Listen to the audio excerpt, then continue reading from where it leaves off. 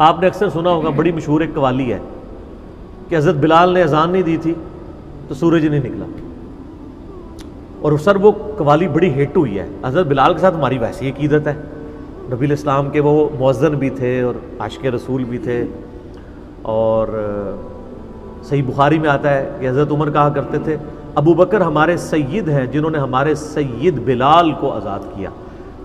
एक अरब का कुरैशी सरदार जिनके मिजाज में नहीं होता था किसी हबशी को कोई वक़्त देना, इस्लाम ने उनको इतना एजुकेट किया कि वो एक हबशी को कह रहे हैं सैयदुना बिलाल। ये हज़रत उमर के मिजाज में कहीं बैठती नहीं थी बात। इस्लाम ने कैसा फतह किया इन लोगों को, बनु अदी के सरदार थे वो। तो अब सैयदुना बिलाल के बारे में आप देखें, मशहूर कर दिया कि जी वो अजान नहीं दी तो सूरज नहीं निकला। उस वक्त तक सूरज निकलेगा जब तक बिलाल अजान नहीं देंगे। वो जनाब, मैं भी बचपन में एक वाली सुना करता था, आप लोगों से अक्सर सुनी होगी, लेकिन आज तक हमने कभी इसकी इंजीनियरिंग की कि ये लिखा कहाँ हुआ है, ये वाकया सही है कि नहीं। मैंने इसकी इंजीनियरिंग की सही मुस्लिम से, कि सही मुस्लिम शरीफ में हदीस है कि ग़ज़वा तबूक के मौका पे जब नबी इस्लाम वापस आ रहे थे तो रात का आखिरी पहर हो गया। सही मुस्लिम में भी है, अल-मुवत्ता इमाम मालिक में है, मिशकात में भी आपको मिल जाएगा अज़ान वाले चैप्टर में। नबी इस्लाम ने असहाब से मशवरा किया, आपकी इजाज़त, मतलब आपकी एक आदत थी कि आप मशवरा किया करते थे। तो सहाबा ने कहा कि इस तरह करते हैं कि थोड़ी सी आंख लगा लेते हैं, फजर के वक्त उठ जाएंगे।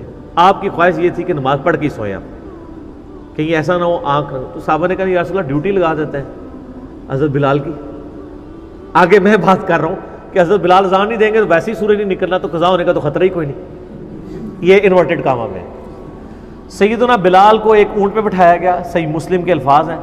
और जो मशरिक की तरफ पौ फूटती है, आपको पता है सुबह सादिक की भी एक पौ फूटती है, जो अनाउंसमेंट होती है ख़त्म सहरी की और रात के ख़त्म होने की और तुलुए फजर की।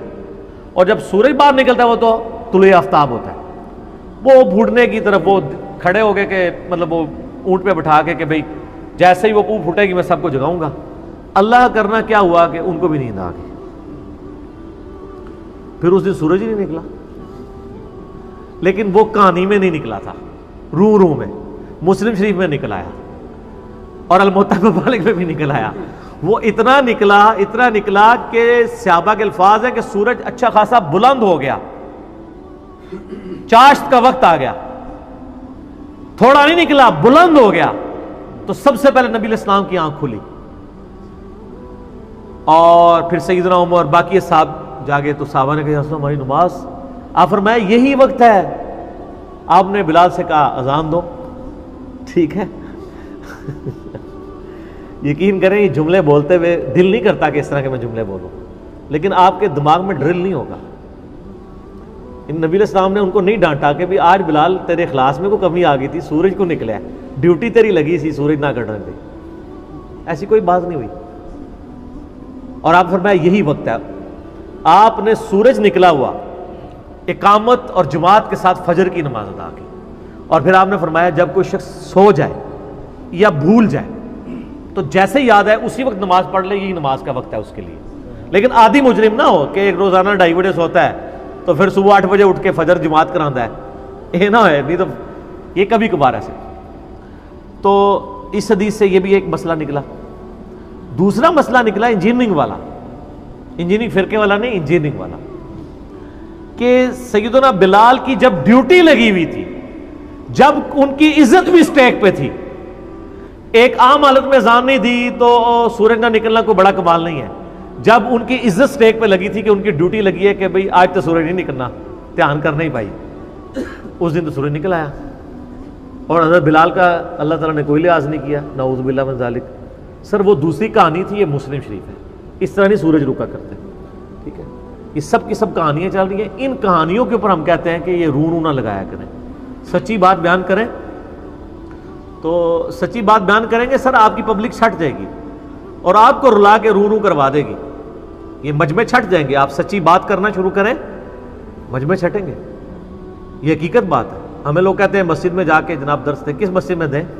मस्जिद तो फिरके की होगी, उसी फिरके की बात हो सकती है। जिस मस्जिद में हर महीने 11वीं शरीफ दी जाती हो, अशरफ साहब तो मस्जिद होती है ना 11वीं शरीफ, और नहीं होती? हाँ, फातिमा मस्जिद में हाँ, वहां पक्की 11वीं शरीफ होती है। आप मुझे जरा ईमानदारी से बताइए, क्या किसी 11वीं के मौके पे गुनियतुत तालिबीन खोल के अल्लामा साहब ये बता सकते हैं कि शेख अब्दुल कादिर जिलानी नमाज किस तरीके से पढ़ते थे? ये मैंने सवाल। हाँ ठीक है, तो वो नहीं, वो अव्वल तो बताएंगे नहीं, अगर बताएंगे तो कहेंगे वो अमली थे। तो उस किताब में तो उन्होंने अमली नहीं लिखा हुआ अपने आप को, उन्होंने तो किताब सुनने से चीजें बयान की हुई हैं। सर ये करना भी शुरू कर दे, मैं कहता हूं अमली कह के बयान कर दे, कम से कम ये जमूत तो टूट देना कि फिर हमारे पास, हम कहते हैं अमली कह के बयान कर दे, फिर हम ये कहा करेंगे कि पीराने पीर तो रफल दैन से नमाज पढ़ते थे और मुरीद कह रहे हैं कि रफा दैन करना मक्खियां मारना है। उन दसो पीर दी गल मनी है कि मुरीद दी नहीं, ये नहीं, ये कहानी नहीं होगी। किताब चेंज वाली बात नहीं अभी तक आई है, नहीं किताब चेंज वाली कोई बात नहीं है। मेरा यूट्यूब पे क्लिप भी है कि हमारे अहले सुन्नत के अम्मा उस किताब को मानते आए हैं कि ये आपको नया जो आपको जाहिल मौलवी देते लादा है, ये आईनी अदालती बयान ये नहीं होता। वो मल्ले के उनकी तो कोई औकात नहीं है ना, हम उलमा की बात कर रहे हैं। हाँ, उलमा जो है वो कभी भी ऐसा नहीं करेंगे। खुद इलियास कादरी साहब और अहमद साहब बरेलवी साहब ने वो किताब मानी हुई है उनकी, ठीक है, ये बात नहीं है।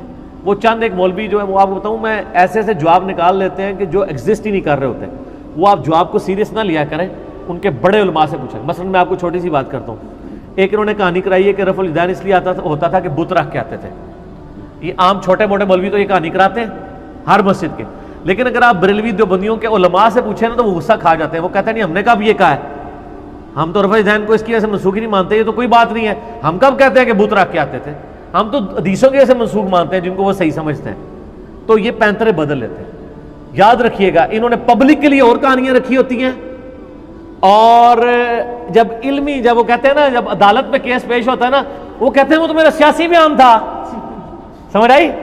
वो जो मैंने पार्लियामेंट में तकरीर की वो तो सियासी थी, ठीक है, और वो जो मैंने 35 पक्चर का इल्जाम लगाया वो तो सियासी था।